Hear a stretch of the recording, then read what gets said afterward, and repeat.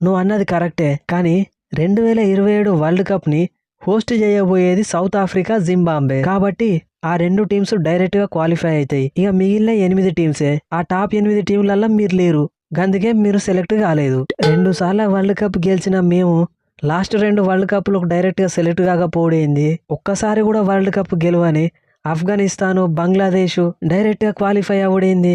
మీరు ఆడే ఆట అట్లున్నది తమ్ముడు. మొన్నటికి మొన్న ఆఫ్ఘనిస్తాన్ ఐర్లాండ్ ని క్లీన్ స్వీప్ చేసి మీకంటే ముందుకు పోయింది. బంగ్లాదేశ్ వాళ్ళు ఈ మధ్యలో బీభత్సంగా ఆడతాళ్ళు. ఇక మీరు ఆడిన ప్రతి వన్డే మ్యాచ్ ఓడిపోకుండా ఎట్లా సెలెక్ట్ అవుతారు చెప్పు? 2 సార్లు వరల్డ్ కప్ గెలిచినావు, 2 సార్లు వరల్డ్ కప్ గెలిచినావు. ఎప్పుడు గెలిచిల్లువే మీరు 2 సార్లు? ఎప్పుడో వరల్డ్ కప్ స్టార్ట్ అయినప్పుడు 1975, 1979లో గెలిచిర్రు.